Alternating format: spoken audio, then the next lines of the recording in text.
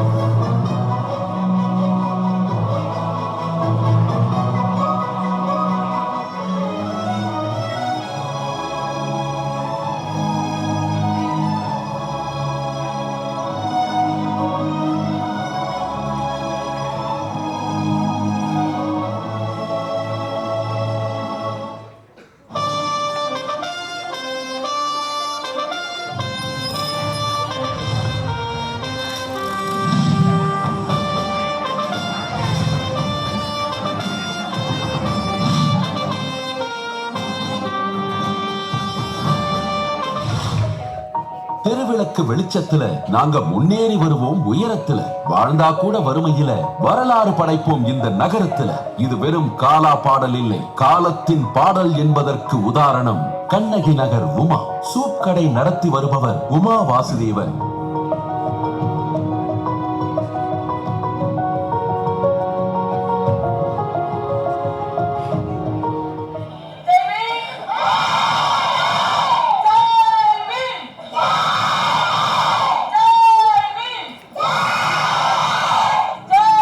இவர் படித்தது 6ஆம் வகுப்பு வரை மட்டுமே.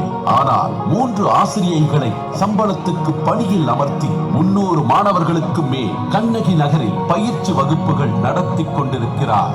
சைதாப்பேட்டை, புதுப்பேட்டை, சிந்தாதிரிப்பேட்டை என சென்னையின் எல்லா பேட்டைகளிலிருந்து பெயர்த்தெடுக்கப்பட்டு பழைய மகாபலிபுரம் சாலையில் கண்ணகி நகரில் மக்கள் குடியமர்த்தப்பட்டதில் பல நூறு குழந்தைகள் பள்ளியில் இருந்து நின்று விட்டனர். அவர்கள் ஒவ்வொருவர் வீட்டுக்கும் சென்று பிள்ளைகளை பள்ளிக்கு அனுப்பச் சொல்லி உமா மகேஸ்வரி வலியுறுத்த பெரும் மாணவர் கூட்டம் மீண்டும் பாட புத்தகத்தின் வாசனை உணர்ந்திருக்கிறது.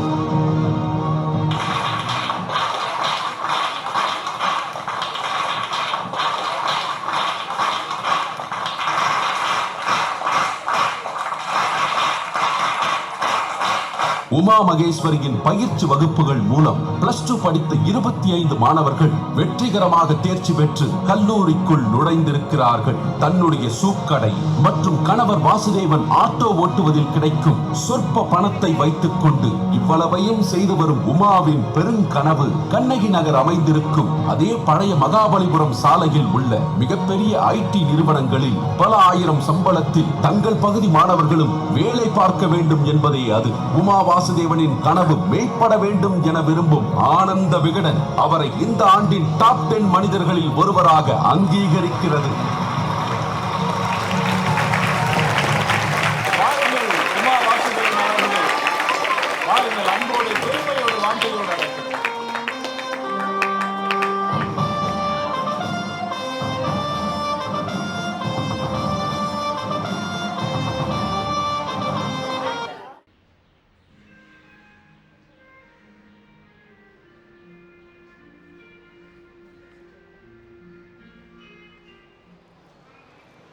என் உயிருக்கும் மேலான மாணவ செல்வங்களுக்கு வணக்கம்.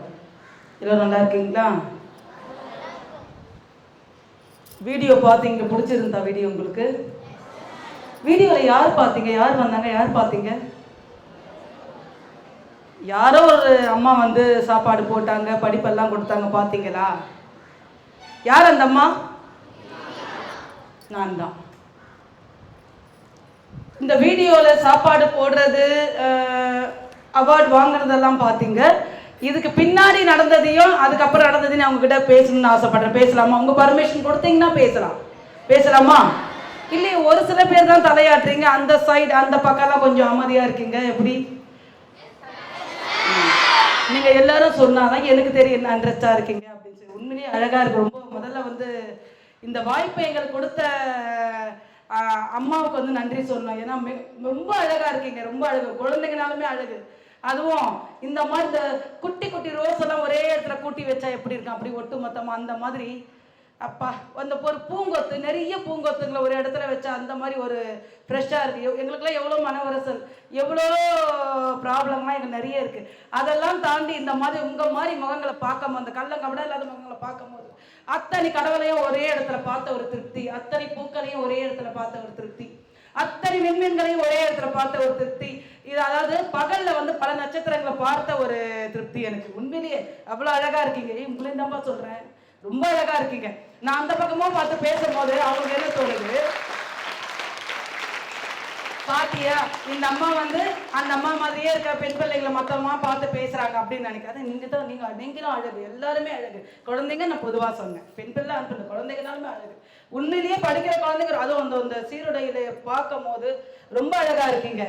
ஏன்னா அந்த சீருடைய உங்களுக்கு வருஷ கணக்கா போட்டு உங்களுக்கு போர் அடிக்க. எனக்கு ஏன் திகைக்கலைன்னா, எங்களுக்கு இந்த வாய்ப்பெல்லாம் எங்களுக்கு கிடைக்கல. இந்த உமாமகேஷுக்கு வந்து 6ஆம் கிளாஸ் டிராப் அவுட்னா இதுக்கு மேலே என்னால், அதாவது ஒரு 600 ரூபாய் ஃபீஸ் கட்ட வசதி இல்லாத டிராப் அவுட் ஆன மாணவி தான் நான். அதாவது 40 வருஷம் முன்னாடி, மாணவினையும் பயப்படாதீங்க, 40 வருஷம் முன்னாடி 600 ரூபாய் ஃபீஸ் கட்ட என் குடும்பத்தில் அப்பா ரிக்ஷா ஓட்டுற வரை எனக்கு அந்த வாய்ப்பு கிடைக்கல. அதனால டிராப் அவுட் ஆன மாணவி அப்படியே கல்யாணம் ஆகி கண்ணகி நகருக்கு வந்து பெண்களுக்கு இந்த மகளிர் குழுலாம் நடத்துவாங்க இல்லையா, அந்த மாதிரி கடன் வாங்காத, தண்டல் வாங்காத இருக்க அவங்களுக்கு ஒரு விழிப்புணர்ச்சி கேம்ப் நடந்த அந்த ஊருக்குள்ளே வரேன் நான். அப்போ அந்த இடத்துல பார்த்தீங்கன்னா நிறைய குடிப்பாங்க இல்லையா, அந்த குடிக்காரங்களாம் நிறைய இருக்காங்க. ஸ்லம்னா தெரியும் உங்களுக்கு, நிறைய ஒருத்தர் 2 பேர் நல்லவங்க இருப்பாங்க, நிறைய குடிக்கிறவங்க, அவங்க யாருன்றதே தெரியாத ஒரு வாழ்க்கை வாழ்றவங்க இருப்பாங்க. அந்த இடத்துல வந்து என்ன பண்ணலான்னு பார்க்கும் போது என்ன ஆச்சுன்னா, ஒரு ஊர் கண்ணகினர் ஊரில் நான் போய் பார்க்கும் போது எனக்கு அப்போ திருமணம் ஆகலை. ஒரு டீனேஜ் பொண்ணா அந்த ஊரில் போயிட்டு பார்க்குற, ஒரு ஆஃபீஸரை போயிட்டு அந்த ஊரில் பார்க்குறேன். நிறைய பேர் வந்து மீட்டிங்கில் வேலை, ஃபுல்லாக கரண்டே கிடையாது, ஒரு ஊர் கொண்டு அந்த ஊரில் வச்சுட்டாங்க, கரண்ட் கிடையாது. அப்போ என்ன பண்ணலான்னு பார்க்கும்போது வீட்டுக்கு ஒரு வழக்குக்குன்னு 3 ரூபாய் 50 பைசா. அப்போ ஒரு சிம்பலி வழக்கு, நான் எப்போ சொல்கிறேன், 25 வருஷ கதையே சொல்கிறேன். எவ்வளோ? 3 ரூபாய் 50 பைசா. ஒரு வீட்டுக்கு 3 ரூபாய் 50 பைசானா 3000 குடும்பங்களுக்கு அப்போ நான் வழக்கு கொடுக்க என்னால் முடியாது. ஒரு 20-22 வயசு பொண்ணால் அவ்வளோலாம் பணம் செலவு பண்ண முடியுமா? முடியாது இல்லையா.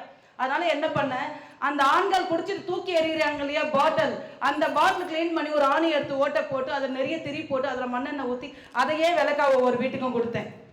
அப்போ தெரியாது கண்ணகினருடைய ஒளிவிளக்கு நானா இருப்பேன் அப்படின்னு சொல்லி. அன்னைக்கு எனக்கு கண்டிப்பா தெரியாது கண்ணகினருடைய ஒளிவிளக்கா நான் இருப்பேன் அப்படின்னு. எனக்கே தெரியாது. அதாவது கடவுள் எல்லாருக்குமே ஒரு ஐடியா பண்ணியிருப்பார் இல்லையா, பின்காலத்தில் நீ இப்படி தான் ஆகுன்னு சொல்லிட்டு. நான் வந்து இந்த மாதிரி உங்க முன்னாடி வருவேன், படிப்பே இல்லாத நான் வந்து ஸ்கூலில் கிளாஸ் எடுப்பேன், இதெல்லாம் கற்பனை கூட எட்டல எனக்கு. அப்போ எனக்கு தெரியவே தெரியாது. நிஜமாவே சொல்கிறேன், ரொம்ப அழகாக இருக்குங்க, ரொம்ப ரொம்ப எனக்கு சந்தோஷமாக இருக்குது. என்ன புரியாத ஒரு மகிழ்ச்சியாக இருக்குது உங்களெல்லாம் பார்க்கும் போது. ஏன்னா இந்த இடத்துல இங்கே ஒரு உமா இருக்கா மாதிரியும் இங்கே வந்து வாசுதேவன் இருக்கா மாதிரியும் நான் கற்பனை பண்ணுறேன். ஏன் நாங்கள் உங்கள் மாதிரி யூனிஃபார்ம் போட்டு பெரிய ஸ்கூல்லாம் போடுறாங்க, போன மாதிரி ஒரு கற்பனை எங்களுக்கு. இதெல்லாம் உமா, இது எல்லாருமே வாசுதேவன் அப்படி தான் தோணுது எங்களுக்கு. அவர் அடிக்கடி அவர் பேச மாட்டார், ஆனால் என்கிட்ட சொல்லுவார், எனக்கு பார்க்கும்போது அந்த யூனிஃபார்ம் அவ்வளோ அழகாக இருந்து நான் போட்டு உட்காந்தா எப்படி இருக்கு கற்பனை பண்ணிக்கிட்டேன் உமான்னு. நானும் அப்படி தானே கற்பனை பண்ணேன், உங்கள் எல்லாரையும் அப்படி தான் நினைக்கிறேன் நான். ஆனால் ஒரு சின்ன விஷயம், அந்த இடத்துல வந்து நான் விளக்கா இருப்பேன்னு நினச்சி பார்க்கல. ஆனால் தொடங்கிடுச்சு. அப்படியே அங்கே விலை கொடுத்துட்டு அவங்களுக்கு தேவையான ஃபுட்டு, பெட்ஷீட், அப்புறம் வந்து புடவைக்கு ஒரு பக்கெட் கொடுத்துட்டு அங்கேருந்து நான் கிளம்பி வந்துட்டோம். கொஞ்ச நாள் கழிச்சு அங்கே பேப்பர் பார்த்தா எப்படி இருக்கு அந்த கண்ணகி நகர்னா, அந்த எதுக்காக அந்த இடத்துல நான் பள்ளி ஆரம்பிச்சுன்ற ஸ்டோரி வரணும் இல்லையா. அந்த கண்ணகி நகர் அப்படின்னு பேப்பரை எடுத்தோடனே ரத்தம் தெளிச்ச மாதிரி பேப்பர்லேயே அந்த ரெட் இங்கெல்லாம் தெளிச்சு வரும் இல்லையா, ரத்தம் தெளி. கண்ணகி நகர் கொலை, கண்ணகி நகர் அதாவது வந்து கொள்ளை. கண்ணகி நகரில் வாழ்றவங்களாம் மனசால் தானே. ஏன் எப்போ பார்த்தாலும் பேப்பர் எடுத்தா கண்ணகி நகரில் கொலை கொலை இப்படி, அவங்களும் மனசால் தானே. கண்ணகி நகர்ன்றது ஒரு ஊர். அந்த ஊர் மட்டும் ஹெட்டிங் எப்போ தினத்தந்தி தினமலர் என்ன பேப்பர் எடி ஹெட்டிங் லைன் வந்து கொலை கொலைன்னு தான் வரும். பயமா இருக்கு பேப்பர். அந்த ஊர்ல யார் இருக்கா? நான் போயிட்டு வரவே எனக்கு அந்த ஒரு சூழ்நிலை தெரிஞ்சுது. என்னதான் நடக்குது அப்படின்னு சொல்லி பார்த்துட்டு விளக்கு கொடுத்துட்டு வந்துட்டோமா. கொஞ்ச நாள் பொறுத்து நான் இங்க இருக்க இவரை திருமணம் பண்ணிக்கிட்டு அந்த ஊருக்கு நான் போறேன். அந்த ஊருக்கு மறுபடியும் போயிட்டு மகளிர் குழு ஆரம்பிச்சு அந்த மகளிர் குழு எல்லாம் இங்கே கவனிக்காங்க, போர்டு அவங்க வச்சுப்பாங்க. மகளிர் குழு ஆரம்பிச்சு அங்க இருக்க மகளிருக்கெல்லாம் வேலை வாய்ப்பு கிடையாது. எங்க கொண்டாந்து இங்க போட்டுட்டாங்க. ஒரே ஓனாய கும்பலா என்னை பார்த்தோன்னே, அம்மா எங்களுக்கு வந்து வேலை கொடுக்க மாட்டாங்கம்மா, கண்ணகி நகரம் வேலை கொடுக்க மாட்டாங்க, எங்களுக்கு பள்ளி வசதியே கிடையாது, எதுவும் வழி இல்லை, வாழவே வழி இல்லை, சாப்பாட்டுக்கே வழி இல்லைம்மா, கஷ்டப்படுறோம்மா. நாங்க வெளியில போய் என்னடா அது பேப்பர் பார்த்தா கொலை கொள்ளைன்றாங்க. நகையே இல்லாத ஊர்ல எப்படி கொள்ளை அடிக்க முடியும்? புரியுதுங்களா? நகையே இல்லாத ஊர்ல எப்படி அவங்க கொள்ளை அடிக்க முடியும்? பசி பட்டி பஞ்சு தலை விரிச்சு ஆடுச்சு. என்ன பண்ணலான்னு யோசிச்சேன். அப்போ அவங்களுக்கு வேலை கொடுக்கணும்னு சொல்லி கலைஞர்கிட்ட ஒரு மனு கொடுக்குறேன். அப்போ கலைஞர் வந்து முதல்வராக இருக்காரு. அவர்கிட்ட வந்து ஒரு மனு கொடுக்குறோம். அந்த ஊர் மக்கள் சார்பா கிட்டத்தட்ட ஒரு 9000 பேர் சார்பாக வந்து ஒரு மனு கொடுத்தோம். கண்ணகி நகர் மக்களுக்கு வந்து வேலை வாய்ப்பு கொடுக்கணும், நீங்க ஒரு உத்தரவு போடணும்னு சொல்லி மகளிரோட போய் கொடுத்த உடனே அடுத்த 3வது நாள் பேப்பர்ல முதல் பக்கத்துல வருது, கண்ணகி நகர் மக்களுக்கு வேலை கொடுக்கணும்னு. இது என்னுடைய முதல் வெற்றி. அங்க கண்ணகி நகர் மக்களுக்கு வேலை கொடுக்கணும்னு சொல்லி தினத்தந்தில முதல் பக்கத்துல வருது. அதான் எப்படி இருக்கேன், காலையில தூக்கி விட்டு நடக்கிற மாதிரி எப்படி கற்பனை பண்ணி பாருங்க நீங்களாம் எப்படி இருக்கும். 6ஆம் கிளாஸ் படிச்ச உமா ஒரு வேண்டுகோள் ஒரு முதல்வர் ஏற்று வேலை கொடுத்துருக்காருன்னா எப்படி இருக்கும் பாருங்க. நான் மட்டும் அந்த ஊர்ல இருக்க நிறைய பேர் என் கூட வந்ததால தான் அந்த வேலை முடிஞ்சுது. அதாவது எல்லா கைகளை இணைந்தாதான் ஓசை வரன்ற மாதிரி எல்லாரும் கூட வந்தா அந்த வேலை முடிஞ்சிச்சு, வேலை கொடுக்க வச்சு. அதுக்கப்புறம் அந்த இடத்துல என்னன்னு பார்த்தா நிறைய குழந்தைங்க உங்க மாதிரி அழகழகான குழந்தைங்க விளையாடிட்டு இருப்பாங்க. ஏன் அது 11 மணி 10 மணிக்கெல்லாம் மார்க்கெட் போகிற டைம்ல வந்து ஏன் என்ன கேட்டால் எங்களுக்கு சரியான ஸ்கூல் கிடையாது, இங்கே படிக்க முடியாது. அப்போ அவங்கள எல்லாரையும் கொண்டு போய் ஸ்கூலில் சேர்த்தோம். அவங்க இருந்த இடத்துல 6ஆம் கிளாஸ் படிச்சு ட்ராப் அவுட் ஆகிட்டு இருப்பாங்க, 8ஆம் கிளாஸ் படிச்சுட்டு ஸ்கூல் போக மாட்டாங்க, பள்ளி படிப்பை முடிச்சுட்டு சொல்லுவோம். அந்த மாதிரி குழந்தைங்களை கொண்டு போய் கிட்டத்தட்ட 150 குழந்தைங்களை ஒரே மாசத்துல ஸ்கூல்ல சேர்த்தேன். எவ்வளவு பேரு? நீங்க எல்லாரும் சொன்னீங்கன்னா நான் சொல்றது உங்களுக்கு புரியுது என்று தெரியும். நான் ரொம்ப ஃபாஸ்டா பேசுறேன், ஸ்லோ பண்ணிக்கலாமா? ரொம்ப சத்தமா பேசுறேன்னா இல்ல உங்களுக்காக தான் பேச வந்தது. நீங்க எப்படின்னு சொன்னா மாத்திக்கிறேன். நான் பேசுறது புரியுதா தங்கங்களா? உங்களுக்கு புரியுதா? இந்த பக்கம்லாம் புரியுதா? சரி, உங்களுக்கும் புரியுதுல சொல்லுங்களா?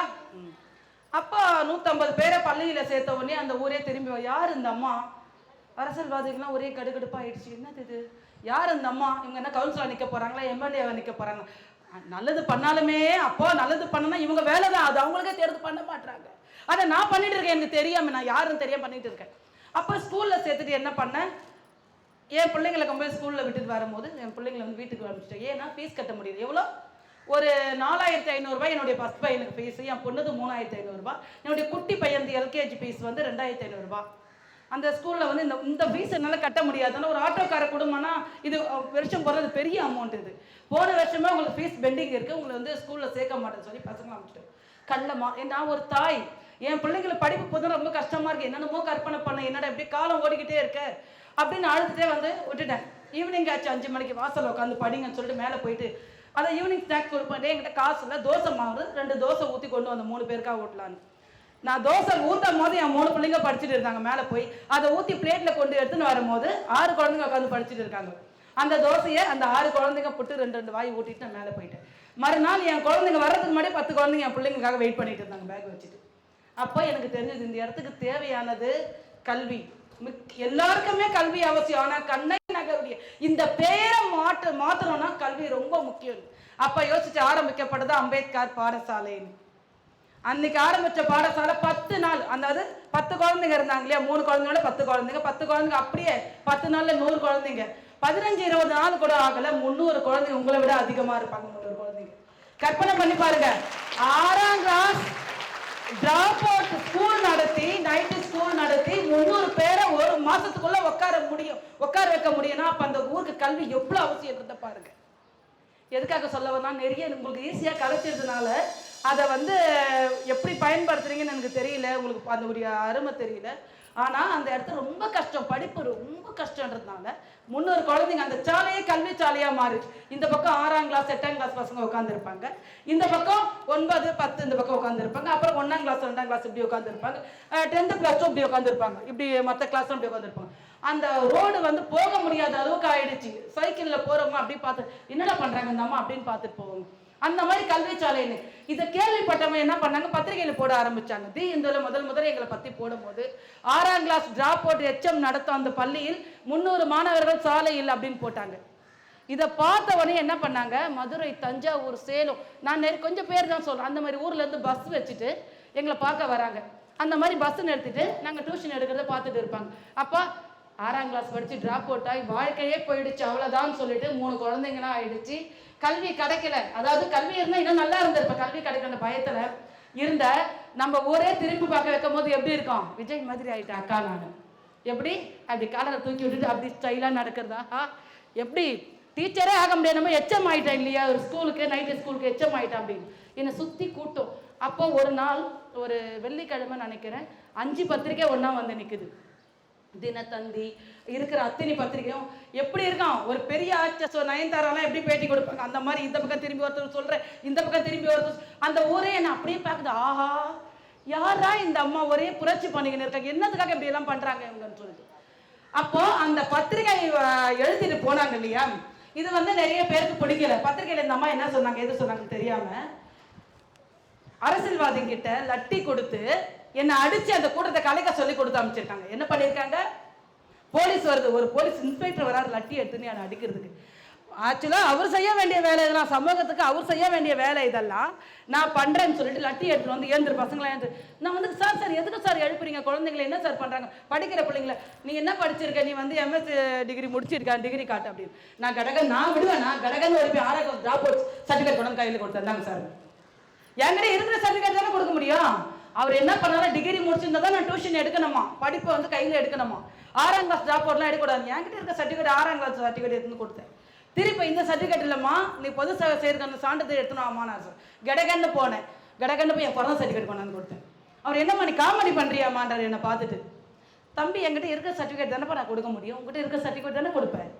நான் படிக்காத ஒரு டிகிரி சர்டிஃபிகேட் அவருக்கு எப்படி கொடுக்க முடியும். அப்போ அவங்க ஒரே பிரச்சனை பண்ணா, நீங்கள் வந்து எடுக்கக்கூடாது, ஒரு மாடு வந்து குழந்தைங்களை முட்டிச்சுன்னா என்ன பண்ணுவேன், சைக்கிள் இப்படி வழியில் சைக்கிள் ஸ்கூட்டர் போது குழந்தைங்க மேலே விழுந்துச்சுன்னா என்ன பண்ணுவேன்.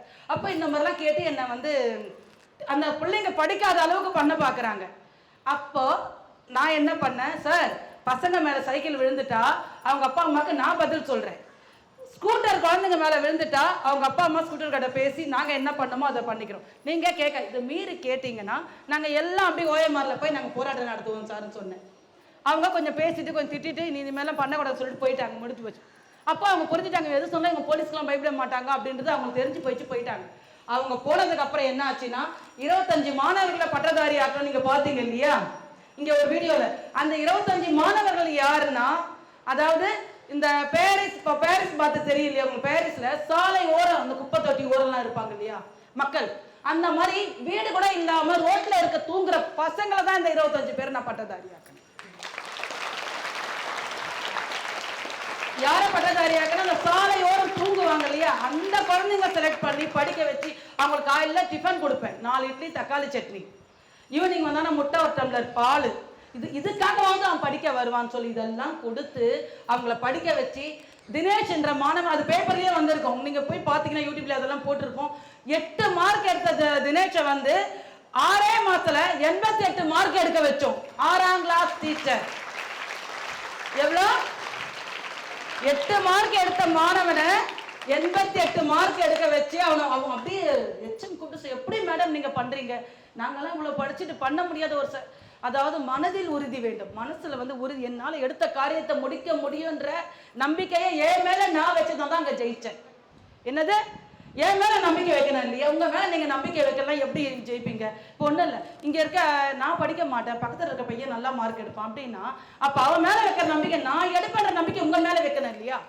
இப்போ தோராயமா எடுத்துக்கோ, இங்க ஒரு மலர்னு பாப்பா இருப்பாங்க, அந்த பாப்பா தான் மலர் தான் நல்லா ஃபர்ஸ்ட் கிளாஸ் ஃபர்ஸ்ட் ரேங்க் வரும், ஆனந்தி தான் வருவா, ரோஜா தான் வருவா, நான் வர மாட்டேன். அப்போ நம்ம அடுத்தவங்க மேல வைக்கிற நம்பிக்கை நம்ம மேல வைக்க மாட்டோம். ஆனா நான் என்னன்னா இது விதிவிலக்கா என் மேல நம்பிக்கை, படிப்பு இல்லை, படிப்பை கையில் எடுத்து ஜெயிச்சேன்.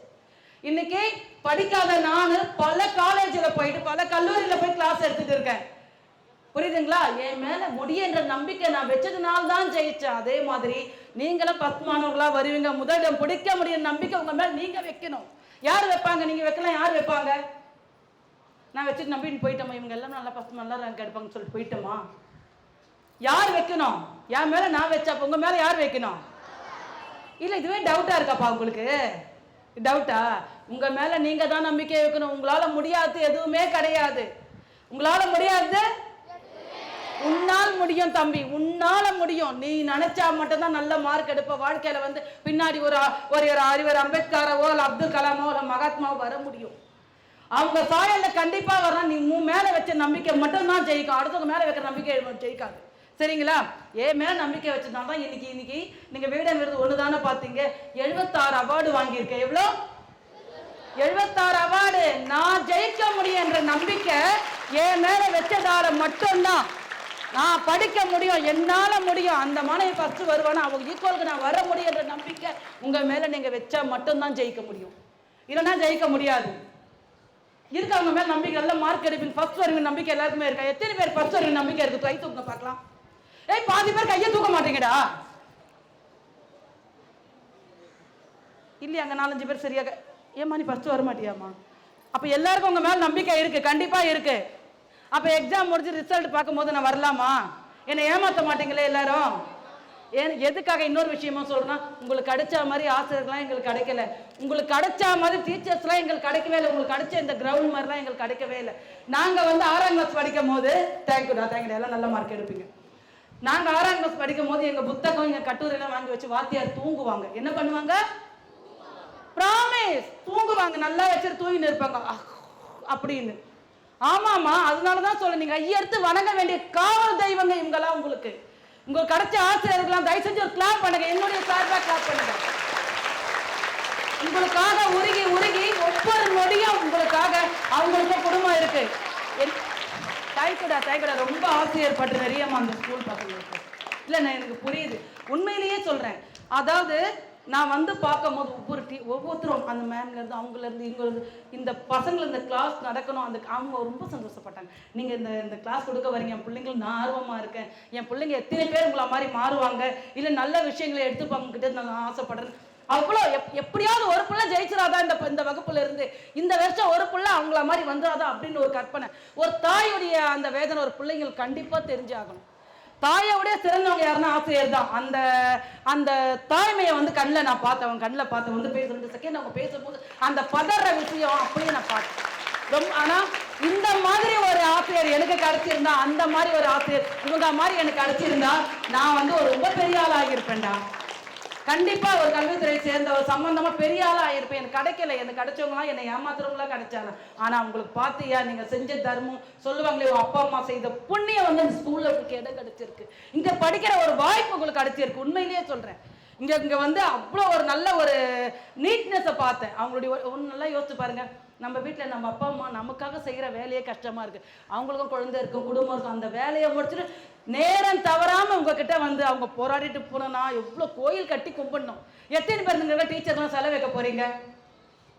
நீ ஆஹா. ஆனா அதுக்காகலாம் அவங்க மார்க் போட மாட்டாங்க, உஷாரா இருக்காங்க அவங்க. டேய் செலவு வைக்கலான்னு போற நன்றி சொல்லுங்கடா. ஒரு நன்றி சொல்லுங்க தங்கங்களா, தங்க குட்டிங்களா, ஒரு நன்றி சொல்லுங்க டீச்சர்ஸ். ஏன்னா அவ்வளோ ஒரு ஆசையா பாசமா உங்க மேல இருக்காங்க. என் பிள்ளைங்க அவங்க அப்படி இருக்கணும்னு. சரிங்களா? சரி, நம்ம அந்த ஸ்டோரிக்கு போயிடுவோம். ஓகேவா? போலாமா? போர் அடிச்சா ஸ்டாப் பண்ணிடலாம். அப்புறம் இந்த டியூஷன் முடிஞ்சிடுச்சு இல்லையா? இந்த டியூஷன் ஆரம்பிச்சோம். அது போலீஸ் வந்தாங்க, மிரட்டினாங்க. அது நம்ம பயப்படுற மாதிரி இல்லை. ஏன்னா நேர்மைக்கு யாருமே அஞ்ச தேவையில்லை. புரியுதுங்களா? அப்படியே போயிட்டோம். அதுக்கப்புறம் யோசிச்சேன், வெறும் படிப்பு மட்டும் கொடுத்தா போதுமா? சாப்பாடு திண்டாடுற இந்த ஜனங்கள் நம்ம என்ன செய்வோம்? அப்போ டைலரிங் பயிற்சி எவ்வளோ பேருக்கு அந்த கண்ணகி நகரில் 1.5 லட்சம் மக்கள் இருக்கிற ஊரில் 3000 பெண்களுக்கு டைலரிங் கிளாஸ் என்னுடைய இடத்துல இருந்து நான் கொடுத்தேன். என்னுடைய சார்பா தேங்க்யூடா. 3000 பெண்கள், அதாவது கொடுத்தது வந்து ஒரு 4000-5000 பெண்கள் கொடுத்தோம். அதில் தேர்ச்சி பெற்றவங்க 3000 பேர் சர்டிஃபிகேட் வாங்கியிருக்காங்க. இன்னைக்கு அந்த 3000 பேர் என்ன பண்ணுறாங்கன்னா, அவங்களுக்கு என் மேலே எவ்வளோ பற்று, எவ்வளோ பாசம். எனக்கு வந்து 2 தம்பிங்க தான், தங்கச்சி கிடையாது. ஆனால் அவங்க அத்தனை பேரை என்னுடைய தங்கைகளா, என்னுடைய மகளா, என்னுடைய பேர்லேயே அவங்க போர்டு வச்சு டைலரிங் கிளாஸ் வச்சுருக்காங்க. உமா மாடர்ன் டைலர், உமா தையல் பயிற்சி, உமா தையல் அப்படின்னு சொல்லி உமா அந்த வார்த்தையை பார்க்கும் போது கண்ணில் தண்ணி கொட்டும். என்னால் தாங்கவே முடியாது. அப்படி புல்லரிக்கும். நான் கற்பனை கூட பண்ணி பார்க்கல. எனக்கு ஏழை குடும்பத்தில் பிறந்து ஒரு சாலை ஓரம் ஒரு குடிசை வீட்டில் பிறந்த பொண்ணு தான் நான். என் பேர்ல இன்னைக்கு எனக்கு சொந்தம் இல்லைனாலும் என் மேல அவ்வளவு பாசம் பட்டு வச்சு அத்தனை பெண்கள் வந்து நீ டெய்லரிங் கடை வச்சு தொடங்கி அவங்க 10 பேருக்கு வேலை கொடுத்துட்டு இருக்காங்க. என்னுடைய கண்டிஷன் அவங்க பீஸ் வாங்கல. தேங்க்யூடா தேங்க்யூடா. நான் பீஸ் வாங்கல. அவங்க கிட்ட நான் கேட்ட பீஸ் என்னன்னா, உங்களால முடிஞ்சா ரோட்ல உட்காந்துருக்க ஒருத்தருக்கு வந்து ஒரு 20 ரூபாய் இட்லி வாங்கி கொடுத்துட்டு போயிடுங்க. சும்மா ஒரு டிஃபன் ஒருத்தர் வாங்கி கொடுத்துட்டு பீஸ் அதுதான் வாங்கி கொடுத்துட்டு போயிடுங்க. அப்புறம் என்ன சொல்ல, ஒரு கணவனால் கைவிடப்பட்ட பெண்ணோ இல்ல விதவை தாய்மாரோ யாராவது வந்தானா அவங்களுக்கு ஃப்ரீயா சொல்லி கொடுங்க, டைலரிங் சொல்லி கொடுங்க, அவங்க இடத்துல வேலை கொடுங்க. அந்த மாதிரி ஒவ்வொருத்தரும் கணவனால் கைவிடப்பட்ட பெண்களுக்கு இள விதவைகளும் 10 பேருக்கு வேலை கொடுத்துட்டு இருக்காங்க. எனக்கு எவ்வளவு சந்தோஷமா இருக்கு தெரியுமா அந்த விஷயம்லாம். ஒரு உமா 6ஆம் கிளாஸ் டிராப் அவுட் ஆயிட்டேன், என் மேல நம்பிக்கை இருக்காம நான் தோத்து போயிருந்தா இன்னைக்கு ஜெயிக்க முடியுமா? தேங்க்யூமா. ஒரே ஒரு உமா முயற்சி பண்ணி பல போராட்டத்தை எதிர்கொள்ளவோ இன்னைக்கு பல பேருக்கு 3000 பெண்கள் தையல் மிஷின் வச்சு தச்சிட்டு இருக்காங்க. இன்னைக்கு 3000 பெண்கள். அது மட்டும் இல்ல 752 பேரை பட்டதாரி ஆக்கி இருக்கிறேன். 6ஆம் கிளாஸ் உமா மகேஸ்வரி 752 மாணவர்களை பட்டதாரி ஆக்கி இருக்கேன். முடியுமா? பணம் எந்த கிடையாது. உங்க மாதிரி சின்ன சின்ன குழந்தைங்க கூட 10 ரூபாய் உண்டியல்ல கொடுக்க போட்டதுனாலதான் அவங்கள படிக்க ஃபீஸ் கட்ட முடிச்சு. அது எந்த மாதிரி சாதாரண கிடையாது. டாப், அதாவது சென்னையில இருக்க டாப் காலேஜில் தான் படிக்க வச்சேன். கண்ணகி நகர் மக்கள், நடு ரோட்ல இருக்க மக்கள்லாம் ஏன் பெரிய காலேஜுக்கு போக கூடாதுன்னு சொல்லி குருநானக் காலேஜில் வந்து 10 பசங்களை ஃபர்ஸ்ட் வருஷமே சேர்த்தேன். பிரசச்சி காலேஜில் 25 பேரை சேர்த்ததோட இல்லாம குருநானக் காலேஜில் வந்து 10 பேரை. எவ்வளோ ஃபீஸ் தெரியுமா அவங்களுக்கு? நான் கையில் கூட எண்ணி பார்த்துருக்க மாட்டேன். அவ்வளோ பணம் அந்த டைமில் 58,000 64,000 இந்த மாதிரி ஃபீஸ் கட்டி சேர்த்தேன். அவங்க மாதிரி நல்ல உள்ளங்கள், உங்க மாதிரி நல்ல உள்ளங்கள் உதவி பண்ணாங்க. இன்னைக்கு 752 பேரை பட்டதாரி 6ஆம் கிளாஸ் டிராப் அவுட். திரும்பி பார்க்கும் போது நான் நடந்து வந்த பாதை கண்ணீரா இருக்கு. என்னுடைய கண்ணீருக்கு அளவே கிடையாது, என்னுடைய சந்தோஷத்துக்கு அளவே இல்லை. அந்த மாதிரி நான் மாற்றி இருக்கேன். மறுபடியும் பதவி பண்றேன். என்னுடைய தன்னம்பிக்கை, தைரியம், என்னால முடியுன்ற தன்னம்பிக்கை என் மேல வச்சதுனால மட்டும்தான். யார் ஒருத்தர் தன்னால முடியுன்ற நம்பிக்கை அவங்க மேல வைப்பாங்க, கண்டிப்பா அவங்க ஜெயிப்பாங்க. ஜெயிப்பாங்களா இல்லையா? இல்லையே, பாதி பேர் சவுண்ட் தான். ஜெயிப்பாங்களா இல்லையா? என்னதான் பாய்ஸ் சவுண்டு தான் அதிகமா கேக்குதுமா. ஓகே, நீங்க தான் வின்னர். என்னதான் இருந்தாலும் நீங்க தான்பா. அவங்க குரலே வரல. நீங்க ஜெயிச்சிருவீங்களா? நீங்க வைப்பீங்களா? நம்பிக்கை வைப்பீங்களா? நீங்க எப்படிமா? அவங்க சவுண்ட் தான் அதிகமா இருக்கு. நீங்க எப்படி ஜெயிப்பீங்களா? அந்த அவளுக்கு இல்லையம்மா. ஜெயிப்பீங்களா? இந்த மாதிரி நம்பிக்கை வைப்பீங்களா? வச்சாதான் ஜெயிக்க முடியும். வைப்பீங்களா? பாத்தியா, அப்ப கூட சவுண்ட் வரல. பாத்தி, இந்த ரோ தான் பதில் கொடுத்தாங்க. எல்லாருமே ஜெயிக்கணும். ஒவ்வொரு காலம் வந்து தானா அதுக்கான பதில் கொடுக்கும். இப்போ நீங்க குழந்தைங்களா இருக்கீங்க. நான் சொல்ற இந்த விஷயங்கள் வந்து என்னைக்காவது ஒரு நாள் உங்க வாழ்க்கையில வந்து பயன்படுத்தும். இவ்வளவு நேரம் டிராவல் பண்ணி உங்க ஆசிரியர்கள்லாம் உங்க நேரத்தை ஒதுக்கி நீங்க முக்கியமான காலகட்டத்தில் இருக்கீங்க. இப்போ எக்ஸாம் டைம்ல அந்த நேரம் ஒதுக்கி உங்களை உட்கார வைக்கிறாங்கன்னா யாராவது ஒருத்தர் வாழ்க்கையில பொது சேவையிலையோ நல்ல விஷயங்களையோ படிப்பிலையோ யாரும் ஜெயிச்சிட மாட்டீங்களான்ற எண்ணம் தான் அவங்க கண்கள்ல தெரியுது. நம்ம படிக்க வச்ச மாணவன் என்னைக்காவது தலை நிமிர்ந்து, அதாவது இந்த பள்ளியில நான் படிச்சேன்றது பெருமை இல்லை, அந்த மாணவன் என் பள்ளியில படிச்சாலும் மார்க் அடிக்கிற ஒரு ஆசிரியர்கள் தான். இப்ப பாத்தீங்கன்னா அப்துல் கலாம் சாரை எத்தனை பேர் சொல்லியிருப்பாங்க? யோசிச்சு பாருங்க. அவர் என்னுடைய மாணவர், நான் தான் வகுப்பெடுத்தேன். அந்த மாதிரி இந்த பள்ளியில இருக்க ஆசிரியர்களும் தலைமை ஆசிரியர் மார் தட்டி சொல்லும், என்னுடைய மாணவர் அவர், என்னுடைய மாணவி அவங்க அப்படின்னு சொல்லணும். அந்த நாளை நீங்க கொண்டு வரணும். கொண்டு வருவீங்களா? கண்டிப்பா. அப்ப கூட சவுண்ட், அந்த பக்கம் சவுண்டே இல்லை எனக்கு. கொண்டு வருவீங்களா? சொல்ல வைப்பீங்களா? ஒரு நாள் நிமிர்ந்து பார்த்து என்னுடைய பள்ளியில படிச்ச மாணவர் அவர்னு சொல்லணும் உங்க ஆசிரியர்கள். அவங்க வந்து உழைக்கிற உழைப்புக்கு நீங்க கொடுக்க மிகப்பெரிய அங்கீகாரம் எதுனா அதுதான்.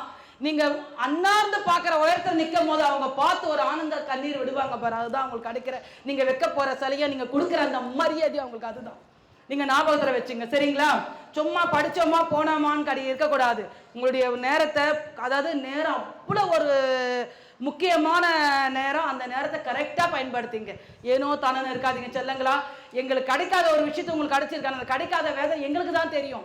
அந்த மாதிரி கிடைச்சு நாங்கள் எவ்வளோ பெரிய ஆளாயிருப்போம். இன்னும் அதாவது படிக்காதே ஒரு 752 பேரை பட்டதாரி ஆக்குனா, அப்போ நான் படிச்சிருந்தா எவ்வளோ பேரை இன்னும் உருவாக்கியிருப்பேன், இன்னும் பலாயிரம் மாணவர்களை உருவாக்கியிருப்பேன் இல்லையா? அதாவது இது மட்டும் தான் உங்களுக்கு தெரியும். கல்வி இல்லாத பல விஷயங்கள் நாங்கள் ஏமாந்துருக்கோம். ஒரு அக்கௌண்ட்ஸ் பார்க்க சொல்லி யாராவது வர சொன்னால் அவங்க எங்களை ஏமாத்திட்டு போயிடுவாங்க, பணம் கொண்டு போயிடுவாங்க, அந்த கணக்கே எங்களுக்கு காட்ட மாட்டாங்க. தோராயமா ராம்குமார் என்ற ஒருத்தர் இந்த மெயிலெலாம் செக் பண்ணி, அவர் 8ஆம் கிளாஸ் 6ஆம் கிளாஸ் தான். ராம்குமார் என்ற ஒரு மாணவரை ஒருத்தரை வந்து ஏதோ ஒரு ஐடியில் வேலை செஞ்சார், நான் உங்களுக்கு வந்து ஹெல்ப் பண்ண அவர் வாலண்டியர்ஸாக வரேன்னு சொன்னார். அவர் நம்பி எங்களுடைய லேப்டாப்லாம் கொடுத்தோம். அந்த லேப்டாப்பில் இருக்க அந்த சர்வே, அந்த நம்பர், அந்த டோனர் நம்பர், எங்களுடைய கணக்கு வழக்கு எல்லாமே அவர் கொண்டு போயிட்டார், ஏமாத்திட்டு போயிட்டார். ஒரு படிப்பு இருந்தால் அந்த இடத்துல தோத்து இருப்பேனா? எல்லாத்தையும் ஜெயிச்சவமா எங்க கோட்டை விட்டேன் நானு? படிப்பு இல்லாதனால. புரியுதா உங்களுக்கு? இந்த கல்வியா இருக்கு, எதையும் சேர்ந்து எப்படி 2 மடிப்பா நீங்க ஜெயிச்சு நிக்கணுன்றதை நீங்க யோசிக்கணும். இன்னொரு விஷயம், இப்போ நான் வந்து வேலை கொடுத்துட்டு அவங்களுக்கு அடுத்தது என்ன பண்ணேன்னு பார்க்கும்போது என்ன பண்ணேன், மகளிருக்கு வந்து சொந்தமா தொழில் தொடங்கணும். எப்படின்னா, இந்த குப்பையெல்லாம் எடுப்பாங்க இல்லையா, குப்பையெல்லாம் எடுத்துட்டு வரோம். அப்போ அந்த பசங்க சொன்னாங்க, அம்மா இப்போ நான் டிகிரி முடிச்சுட்டு என் அம்மாவும் என் பாட்டி அந்த குப்பை எடுக்கும் போது ரொம்ப எனக்கு வெக்கமா இருக்கு அப்படின்னு. அப்போ அவங்க கூப்பிட்டு என்ன பண்ண, பூண்டு வியாபாரம், புளி பாரிஸ்ல இருந்து வாங்கி வந்து பொட்டலம் கட்டி கொடுப்பாங்க இல்லையா, சும்மா கிலோ கணக்கில் 10 ரூபாய் அந்த மாதிரி பண்ணி, அந்த மாதிரி கடை வச்சு 136 பேருக்கு சொந்தமா தொழில் தொடங்கி கொடுத்துருக்கேன். வாழ வழி இல்லாத ஒரு ஆட்டோக்கார மனைவியா நான் கண்ணகி நகருக்கு குடிபெயர்த்து வரும்போது என்கிட்ட 500 ரூபாய் பணம் முழுசா இல்லை. இன்னைக்கு 136 பேருக்கு சொந்தமா தொழில் தொடங்கி கொடுத்துருக்கேன். 10,000, 5,000, 15,000, 20,000 அந்த மாதிரி சின்ன சின்னதா மளிகை கடை வச்சு கொடுத்துருக்கேன், பெட்டி கடை வச்சு கொடுத்துருக்கேன், செருப்பு கடை வச்சு கொடுத்துருக்கேன். புரியுதுங்களா?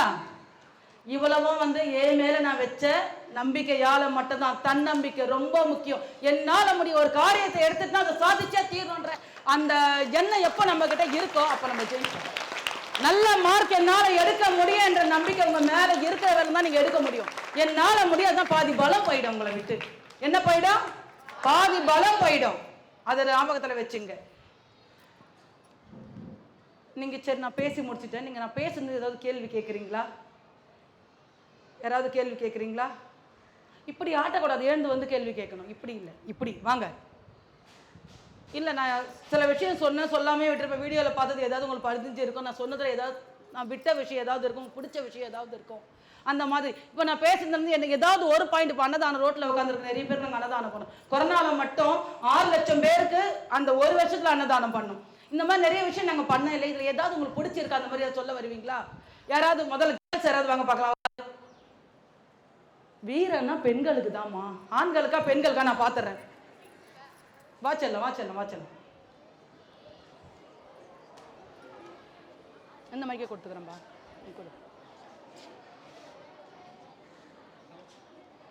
அவகிட்ட கொடுத்து. அடுத்தது நீங்க தான் வந்துட்டாங்க பத்தியா? என்னதான் பெண்கள் தான் பாத்தியா? சொன்னவங்க வந்தாங்க பத்தியா? பெண்கள் தான். கேள்வி என்னன்னா வந்து உங்களோட வீட்டு வேலையையும் உங்களுடைய ப்ரொஃபஷனல் வேலையும் வந்து எப்படி பேலன்ஸ் பண்ணீங்க அப்படின்றதாங்க. கரெக்ட்மா. இது எல்லாம் நிறைய ஸ்கூல் குழந்தைங்க கேட்குற கேள்வி. பேர் என்ன? சொல்ல முடியுமா? சொல்லுங்க. அதாவது வந்து எனக்கு வந்து என் அப்பா கொடுத்த பெரிய சொத்துனா, என் அப்பா ரிச்சா ஓட்டுறவர். என்ன சொத்து கொடுத்துருப்பாரு நினைக்கிறீங்க? அதிகாலை 3லேருந்து 4:30 எழுந்துக்கணும். அதுதான் என் அப்பா கொடுத்த சொத்து எனக்கு. 3லேருந்து 4க்குள்ள நான் 1 மணிக்கு படுத்தாலும் அந்த 3லேருந்து 4க்குள்ள எழுந்துருவேன். என்ன பண்ணல, 1 மணிக்கு ஒரு ஃபங்க்ஷன் போயிட்டு வந்து தூங்கினாலும் எழுந்து. அது ஒரு நல்ல பழக்கத்தினால 6 மணிக்குள்ளே என்னுடைய வேலைகளை நான் முடிச்சுடுவேன். வீட்டு வேலை அதாவது சமையலில் ரொம்ப இன்ட்ரெஸ்டிங். ஒரு இட்லியை கூட 4 வகையாக செஞ்சு 4 வகை சட்னி செஞ்சு வைப்பேன். ஒரு தோசை செஞ்சேன்னா அதில் கூட மினி தோசை, அப்புறம் மசால் தோசை, அந்த மாதிரி நிறைய வகை, அந்த மாதிரி நிறைய செய்வேன். அந்த மாதிரி செஞ்சியே 6-7 மணிக்கெலாம் என் வேலை முடிச்சு நீட்டாக இருக்கும். என் வீடு நீட்டாக இருக்கும், எல்லாம் அதுக்கப்புறம் பொது வேலைகளை கவனிப்பேன். திருப்பி போயிட்டு 8 மணிக்கு மேலே வீட்டு வேலை கவனிப்பேன். தேங்க்யூமா. என்னதான் பெண்களுக்கு தான் வீரம். பாருங்க, கிளாப் பண்ணுங்கப்பா, கிளாப் பண்ணுங்கப்பா. இந்த மாதிரி பாதி பசங்களுக்கு படிப்பு இல்லாத போது நீங்க இவ்ளோ பண்றதுக்கு உங்களுக்கு எப்படி தோணுச்சு? இல்ல எனக்கு புரியல. சரி திருப்பி சொல்லு, திருப்பி கேளு. குழந்தைங்களுக்கு படிப்பு என்னுடைய குழந்தைங்களுக்கா? ஓகே. அந்த ஏரியால இருக்க பசங்களுக்கு தான் படிப்பு தரணும் அப்படின்னு உங்களுக்கு எப்படி ஸ்டார்டிங்ல தோணுச்சு? இல்ல அந்த குழந்தைகள் மட்டும் இல்ல. இப்ப நான் வந்து சொல்ல மறந்துட்டேமா, அப்படி வெயிட் பண்ணுங்க. அந்த இடத்து குழந்தைகள் மட்டும் இல்ல, கண்ணகி நகர், பெருவாக்கம், சம்மஞ்சேரி, நீர்பயிர், செய்யூர், ஐசோஸ் பகுதி, இந்த மாதிரி 5 ஏரியால கிட்டத்தட்ட 100 குழந்தைங்கிட்ட படிச்சுட்டு இருக்காங்க அங்கங்க. நம்ம கண்ணகி நகர் மட்டும் இல்லை. கண்ணகி நகரை ஏன் செலக்ட் பண்ணனா? தேங்க்யூமா. கண்ணகி நகரை ஏன் செலக்ட் பண்ணனா, கொள்ளைன்னு இந்த பேப்பர்ல வரல, கொள்ளைன்னு இதை மாத்தனா என்ன ஒரு டிகிரி வந்து அவன் பண்ணுவானா? இது உண்மையா இல்லையான்னு எனக்கு தெரியாது. இப்போ வரலும் தெரியாது. 20 வருஷம் அந்த ஊர்ல இருக்க தெரியாது. அப்படி ஒரு தப்பு பண்ணானா, படிப்பில்லாத காரணத்தால மட்டும் தான் அவன் தப்பு பண்ணுவான்னு எனக்கு தோணுச்சு. அதனால படிப்பை கொடுத்தான் அந்த இடத்துல. ஒண்ணுக்கு பதில் ஒண்ணு இல்லையா? இன்னைக்கு எல்லாமே கிராஜுவேட், 2 டிகிரி முடிச்சிருக்காங்க, 3 டிகிரி முடிச்சிருக்காங்க. இன்னைக்கு கண்ணகி நகர் மாணவர் எந்த ஊர்ல எது இல்லையா? இப்ப உங்க ஊர்ல ரோடு இல்லமா? அந்த ரோடு வேணும் நீ கேட்பீங்களா, கேட்க மாட்டீங்களாமா? அப்ப என்ன இல்லையா அந்த ஊர்ல அதானே கொடுக்கணும். அதனால தான் அந்த ஊர் படிப்பு இல்லை, படிப்பு கொடுத்தேன். இது எல்லாத்துக்கும் கொடுத்ததுக்கு உங்க தைரியம் நல்லா இருக்கு. அந்த அளவுக்கு போல்டா நின்று எல்லாத்தையும் ஃபேஸ் பண்ணி இந்த ஒரு சொசைட்டில ஒரு பொண்ணா நின்று ஃபேஸ் பண்ணி பண்ணது ரொம்ப தேங்க்யூமா, தேங்க்யூமா.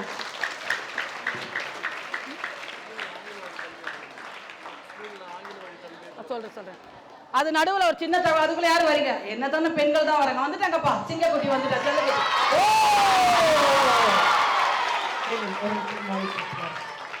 ஒரு சின்ன வச்சு ஒரே நிமிஷம் இருப்பா. ஒரே ஒரு தகவல் சொல்லிடுறேன். இப்ப கண்ணகி நகர்ல இந்த மாதிரி பிள்ளைங்க படிச்சுட்டு இருந்தாங்க இல்லையா? படிச்சுட்டு யார் யார் கேட்கணுமோ வந்து யார் படிச்சுட்டே இருக்கும் போது என்ன ஆச்சுன்னா, திடீர்னு எங்களுடைய ஸ்கூல் ஐஎஸ் ஸ்கூல்ல வந்து ஆங்கில வழி கல்வி இல்லை. துறைப்பாக்கம் தான் வெளியில போனோம். துறைப்பாக்கம் கவனிக்கிறீங்களாமா? துறைப்பாக்கம் போனா என்ன சொல்றாங்க, கண்ணகி நகர் பசங்க நாங்கள் சேர்க்க மாட்டோம். ஏன்னா அவங்க வந்து பிளேடு வச்சிருக்காங்க, அப்படி கீறிடுறாங்க. மற்ற பசங்களை வந்து கத்தி வச்சிருக்காங்க, அறுத்துடுறாங்க, காசு வச்சுட்டே இப்படியெல்லாம் குறைச்சி ரொம்ப பசங்க அழுது மிஸ் எங்களை வந்து 10வது எங்கள் படிப்பு முடிஞ்சு போச்சு. 11, 12க்கு வந்து இங்கிலீஷ் மீடியம் படிச்சு தான் காலேஜ் போக முடியும். ஆனால் எங்களை வந்து சேர்க்க மாட்டாங்க, சீட் தர மாட்டாங்க. அப்போ போய் நான் கேட்கும் போது என்ன ஆச்சுன்னா, இல்லை அவங்க இதெல்லாம் பண்ணுறாங்க. உடனே வந்து அந்த 50 பெண் குழந்தைங்களோட உட்காந்து ஒரு 3 மணி நேரம் தான் நான் போராட்டம் பண்ணேன். உடனே கண்ணகி நகருக்குள்ள இங்கிலீஷ் ஆங்கில வழி கல்வி வந்துருச்சு. கண்ணகி நகர் 1.5 லட்சம் மக்கள் வசிக்கிற ஊர்ல ஆங்கில கல்வியை கொண்டு வந்தது உமா மகேஸ்வரியை மட்டுமே செய்யும். Thank you, thank you. மைக் எடுத்துக்கலாம்.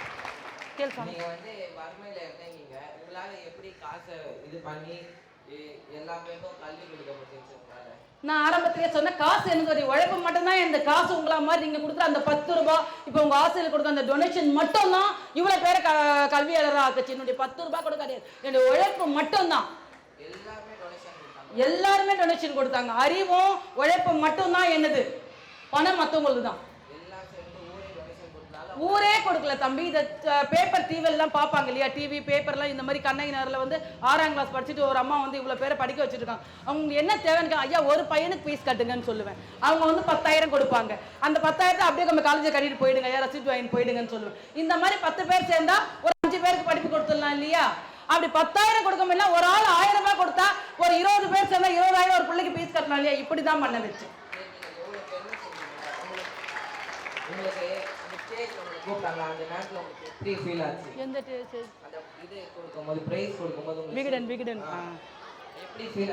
உண்மையிலேயே சொல்றேன் தம்பி. குட்டீஸ் ஹாய், ஒரு ஹாய் சொல்லுங்க பார்க்கலாம். எல்லாம் பேச ஆரம்பிச்சு ஹாய் ஹாய். இப்போ தம்பி கேட்கிற கேள்வி என்னன்னா, தம்பி பேர் என்னய்யா? அப்துல்லா. அப்துல்லா கேட்கிற கேள்வி என்னன்னா, இந்த விகடன் விருது வாங்கும் போது உங்க ஃபீலிங் எப்படி இருந்தது? உண்மையிலேயே அந்த இடத்துல போகும்போது கண்ணே எனக்கு தெரியல, படிக்க அடிக்க விழுந்துட்டு இருப்பேன். ஐயா நல்ல கண்ணு இருக்காரு, திருமாவளவன் இருக்காரு, நிறைய ஃபுல்லா ஆக்டர்ஸா இருக்காங்க. பிரகாஷ்ராஜ், விஜய் சேதுபதி. எனக்கு ஃபர்ஸ்டும் விஜய் சேதுபதிக்கு 2nd அவார்டு. அங்க வந்து விஜய் சேதுபதி அக்கா உங்களை எனக்கு தெரியுங்க எனக்கு அப்படின்னு சொல்லி அவர் வந்து பேசுறாரு. பக்கத்துல வந்து பேசிட்டு போயிட்டு தான் அங்க நிக்கிறாரு. அப்போ நான் அந்த மேடையில ஏறும் போது எனக்கு கண்ணே தெரியல, கண்ணில் தண்ணி கலகல. ஏன்னா நான் என்ன பண்ணேன்னு எனக்கு ஒரு வேகம், ஓடு பண்ண இதை பண்ண அதை பண்ண ஓடிட்டேனே தவிர நான் என்ன பண்ணேன்னு நான் மறந்து போச்சு. நான் என்ன செஞ்சேன்றது ஆல்ரெடி எனக்கு ஞாபகம் மருதி ரொம்ப அதிகம். பேசும்போது சில பாயிண்ட் நான் விட்டுடுவேன், ஞாபகம் மருதி அதிகம். நான் அந்த மேடையில் போகும்போது கண்ணில் தண்ணி கொட்டுது. நான் என்ன பண்ணது, அந்த மேடைக்கு போகிறதுக்கு முன்னாடி அந்த வீடியோ ஓடிச்சு பார்த்தீங்களா? 20 பேரை படிக்க வச்சேன், இவ்வளோ சாப்பாடு போட்டேன், இவ்வளோ பேருக்கு நான் வாழ்க்கை கொடுத்தேன்னு சொல்லும் போது என் கண்ணில் வந்து அப்படி ஒரு அந்த சந்தோஷம் ஆறா பெருகி எடுத்து ஓடிச்சு. அதாவது நான் ஒரு அங்கீகரிக்கப்பட்ட ஆள்ன்றதே எனக்கு அந்த விகடன் மேடையில தான் தெரிஞ்சுது. சந்தோஷமா இருந்தது தம்பி, ரொம்ப மகிழ்ச்சியா இருந்தது. ஏன்னா இதை பார்த்த கிட்டத்தட்ட அந்த வீடியோவை பார்த்த 200 பெண்கள் வந்து டியூஷன் எடுக்கிறாங்க, பொது சேவை செய்யறாங்க. அப்பவே அந்த ஒரு வாரத்திலேயே டிவியில சன் டிவியில ஒளிபரப்பு பண்ண அந்த ஒரு வாரத்திலேயே 200 பெண்களுக்கு நான் ரோல் மாடலா ஆகி அவங்க வந்து பொது சேவை செஞ்சுட்டு இருக்காங்க. அப்படிதான் உங்களை யாராவது நான் எதிர்பார்க்கிறேன். தேங்க்யூ. உங்க பேர் சொல்லிட்டு பேசலாமா? என் பேர் வந்து சங்கரி. மேம், நீங்க 6th கண்டினியூ பண்ணல சொன்னீங்க. கண்டினியூ பண்ணியிருந்தா என்ன ஆயிருப்பீங்க? தெரியலையே, நிஜமா தெரியல என்ன ஆகியிருப்பேன்னு சொல்லி எனக்கு தெரியல கண்டிப்பா. ஆனா படிப்பு இல்லாத போது இவ்வளவு சாதிக்கிறதுனா, படிச்சிருந்தா மிகப்பெரிய ஒரு கல்லூரியை நிறுவி இலவச கல்வியை கொடுத்திருப்பேன்னு நான் கற்பனை பண்ணிக்கிட்டு இருக்கேன். அப்படிதான் நினைக்கிறேன். தேங்க்யூமா, தேங்க்யூ சங்கரி. எத்தனை பெண் பிள்ளைங்க வந்தாங்க, ஒரு நாள் வரீங்களாப்பா? அடுத்து என் பேர் வந்து சொல்லியா, கேட்குது சொல்லு. என் பேர் வந்து ஆகாஷ் மேடம். நீங்கள் வந்து எவ்வளோ நாள் ஆச்சு உங்களுக்கு இந்த மாதிரி குழந்தைகள் எவ்வளோ நாள் ஆச்சு உங்களுக்கு இந்த மாதிரி குழந்தைகள்லாம் கண்டுபிடிக்க நேரம்? குழந்தைங்களாம் கண்டுபிடிக்கல, குழந்தைங்களாம் சேர்ந்தா என்ன கண்டுபிடிச்சாங்க. கரெக்ட். எவ்வளோ நாள் ஆச்சு இந்த குழந்தைங்களாம் கண்டுபிடிச்சி டியூஷன் எடுக்கன்னு சொல்லி கேட்குறீங்களா தம்பி? அதான் நான் சொன்னேன் இல்லையா, என் குழந்தைங்களுக்கு தான் உணவு கொடுத்தேன். அப்போ வந்து என் குழந்தைங்களோட பிரச்சனை அந்த ஊர் முழுக்க இருக்கிறது எனக்கு தெரியாது.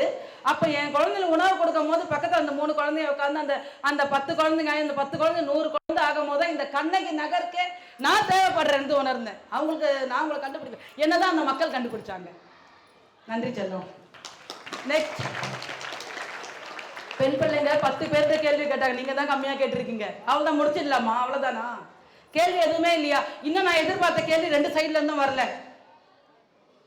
இன்னும் நான் எதிர்பார்த்த கேள்வி, அதாவது இவ்வளவு தூரம் வந்து உங்களுக்கு நான் உங்ககிட்ட பேசி உங்ககிட்ட இருந்து ஒண்ணு ஆஹா பரவாயில்லப்பா, ஒருத்தராவது நம்மள மாறிட்டாங்கப்பா அப்படின்னா ஒரு சந்தோஷமா வெளில போற அளவுக்கு இன்னும் நீங்க கேள்வி கேட்கல.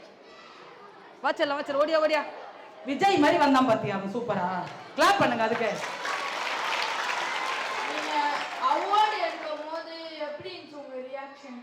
சந்தோஷமா, ரொம்ப சந்தோஷமா இருக்கு. ஏன்னா நான் வந்து சாலை ஓரமா பிறந்த ஒரு குடிசையில பிறந்த பொண்ணு. அந்த விகடன் மேடைன்னு ரொம்ப பெருசு. பெரிய பெரிய நடிகர்களும் பெரிய பெரிய அரசியல்வாதிகளும் பெரிய பெரிய ஆளுங்கள் பணக்காரங்க வாங்குற அந்த மேடை நிற்கும் போது அப்படி மெய் செலுத்து ரொம்ப ஆனந்தமா ரொம்ப சந்தோஷமா இருந்த ஃபீல் பண்ணேன். அந்த மாதிரி அதோட 10 மடங்கு அவார்டு இங்க இருக்கும். யாராவது ஒருத்தர் வாங்கிட்டீங்கன்னா நான் இங்க பேசுனுடைய பலன் எனக்கு கிடைச்சிச்சுன்னு அர்த்தம். தேங்க்யூ. நெக்ஸ்ட் கேள்வி இல்லைங்களா உங்ககிட்ட தங்கங்களா? ஐயோ சொல்ல நான் ஒன்று உங்களுக்கு கேள்வி இல்லையாம்மா? எதுவும் கேள்வி இல்லையா? வா சரி ஒரே. நீங்க படிக்கும் போது உங்களுக்கு யார் ரோல் மாடலா இருந்தா? நான் படிக்கும் போது என் அப்பா தான் எனக்கு ரோல் மாடல். ஏன்னா என் அப்பா தான் ரோட்ல இருக்கிறவங்களுக்கு ரிச்சா ஓட்டிட்டு வந்து இந்த பைத்தியம் மனவல்ல பாதிக்கப்பட்டிருப்பாங்க இல்லையா, அவங்களுக்குலாம் சாப்பாடு வாங்கி கொடுப்பாரு. படிப்பு இல்லாதவங்களும் ஸ்லேட் எடுத்து எழுத படிக்க சொல்லி எங்க அப்பா 3ஆம் கிளாஸ் தான் படிச்சிருப்பாரு. ஆனா எங்க அப்பா லெட்டர் போட சிஎம்ஏ பதில் கொடுப்பாரு. அந்த அளவுக்கு என் அப்பாவுடைய ஹேண்ட் ரைட்டிங் படிப்பு அறிவு அந்த மாதிரி இருக்கும். 3ஆம் கிளாஸ் தான் படிச்சிருக்கேன். என் அப்பா தான் எனக்கு ரோல் மாடல். பேர் சொல்லிட்டு சொல்லுங்கம்மா. என் பேர் லித்திகா. ஆக்சுவலா நீங்க ரொம்ப இன்ஸ்பிரேஷனா இருக்கு. தேங்க்யூ. நீங்க டிஸ்கண்டினியூ பண்ணிட்டீங்கன்னு சொன்னீங்க. அதுக்கப்புறம் உங்களால இவ்வளவு பண்ண முடிஞ்சதுல உங்களுடைய தன்னம்பிக்கைக்கு யாராவது தைரியம் கொடுத்திருப்பாங்களா? அது யாருன்னு? என் கணவர். கணவர் நீ என்ன வேணாலும் பண்ணுமா, நான் பாத்துக்கிறேன். யார் அடிச்சாலும் எவ்வளவு அடிச்சாலும் நான் தாங்குறேன் பண்ணு அப்படின்னு சொல்லி எனக்கு ஊக்கம் கொடுத்தாரு. அவர் தான் உண்மையிலேயே.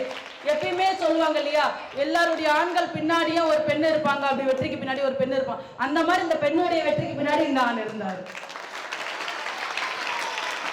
நீங்களும் தான். என் பேர் ஜெகதீஸ்வரி. அவ சொன்ன மாதிரி எனக்கும் உங்களோட தன்னம்பிக்கை வந்து ரொம்ப பிடிச்சிருந்துச்சு. உங்களை மாதிரி ஒரு பெண்ணா எப்படி இங்க இருக்க ஒரு பெண்ணும் ஆக முடியும்? ஈஸி. உங்களால முடிஞ்சதை நீங்க மற்றவங்க செஞ்சினாலுமே ஆயிடலாம். என்னால முடிஞ்சதுதான் செஞ்சேன், என்னால முடியாது எதுவுமே செய்யலையே. கல்வி என்னால கொடுக்க முடியாது, நான் படிக்கிறனால புக்கை எடுத்து படின்னு சொல்ல முடியும், படிக்க வச்சேன். சாப்பாடு நான் செய்யும் போது சாப்பாடு வந்து சும்மா 1 டம்ளர் 1/2 டம்ளர் எக்ஸ்ட்ரா போட அந்த 1/2 டம்ளர் சாப்பாடு 2 ரோட்ல உட்காந்துருந்து கொடுத்தேன். இன்னைக்கு அன்னதானம் அன்னலட்சுமின்றாங்க என் ஊர்ல இருக்குங்க. என்னால முடிஞ்சதை உங்களால முடிஞ்சதை பண்ணாலுமே அடுத்த உமா இல்ல இன்னும் பெரிய பெரிய ஆளுங்க எவ்வளோ, அதாவது கண்ணுக்கு தெரிஞ்ச உமா கண்ணுக்கு தெரியாத பண்ற சேவை உங்க முன்னாடியே உட்காந்துருக்காங்க. இப்போ டிவியில வரவும் நான் உங்க முன்னாடியே உங்க ஆசிரியர்களா உங்களுக்காக தியாகம் பண்ற ஆசிரியர்களா இருக்காங்க. நான் சஞ்சனா மேம். நீங்க சொன்னதுல இருந்து அந்த அறிவுரை கேட்டு நானும் இந்த வயசுல இருந்து நான் எல்லாம் பொது சேவை. Super please. இதுதான் இல்ல கை கொடுங்க, கை எப்பயுமா கை கொடுங்க. சூப்பர். நெக்ஸ்ட்மா யாராவது இருக்கீங்களா? முடிச்சுக்கலாமா? சரி, நிறைய கேள்விகள் கேட்டீங்க, உங்களுக்கு புரிஞ்சு இருக்கும். புரியாத சில விஷயங்களை மறுபடியும் சொல்றேன். அதாவது உங்களால முடியாது, அதாவது நீங்க ஒரு 50 கிலோ நான் 500 கிலோ நான் தூக்குறேன், என்னால முடியாது. நான் 50 கிலோ ஆனா 5 கிலோவோ இல்ல 2 கிலோ என்னால தூக்க முடியும் இல்லையா? என்னால நான் ஒரு ஸ்பான்சர் நீங்க ஒரு ஸ்பான்சர் பண்றேன்னு நினைக்கிறீங்க, நீங்க போயிட்டு வந்து 1 லட்சம் ரூபாய் கொடுக்க முடியாது. ஆனா டெய்லி 1 ரூபாய் எடுத்து வச்சு மாசம் 30 ரூபாய் ஆகும். அந்த 30 ரூபாய் சாலை ஓர உட்காந்துருக்கு உணவு வாங்கி கொடுக்கலாம் இல்லையா? அது சேவை தானே. 1000 பேர் கொடுத்தாலும் அன்னதானம் தான், ஒருத்தர் கொடுத்தாலும் அன்னதானம் தான். உங்கள் கிளாஸ்லேயே இது நல்ல பெரிய ஸ்கூல் இருந்தாலும் உங்களுக்குள்ளேயே ஏதாவது ஒரு குழந்தை வந்து கொஞ்சம் ஏழை குழந்தையா இருந்தால் அவளுக்கு பென்சில் வாங்கி கொடுத்து ஹெல்ப் பண்ணலாம், நோட் புக் வாங்கி கொடுத்து ஹெல்ப் பண்ணலாம். இதெல்லாம் சின்ன சின்ன விஷயம் தானே, உங்களுக்குள்ளே இது மாதிரி பண்ணிக்கலாம். இப்போ எல்லாமே ரிச்சாக இருக்குது. ஏதாவது ஒரு குழந்தை சொல்கிறேன், இல்லை உங்கள் தெருவில் வசிக்கிற குழந்தை நீங்கள் பார்க்குற இடத்துலையோ இல்லை ஒரு கவர்மெண்ட் ஸ்கூலில் படிக்கிற குழந்தைங்களுக்கோ அந்த மாதிரி உங்களுக்கு ஒரு பென்சில் ஒரு பென் ஏதாவது வாங்கி கொடுத்து ஹெல்ப், இதுவும் சேவைதாம்மா. சேவைன்னா பெருசாக பண்ணுறது தான். நம்மளால் முடியாத செயல், நம்மளால் முடிஞ்ச செய்யறது மட்டும்தான் சேவை. அது மட்டும் தான் நம்மளுக்கு ஜெயிக்க முடியும். நன்றிம்மா, எனக்கு வாய்ப்பு கொடுத்த அனைவருக்கும் நன்றி.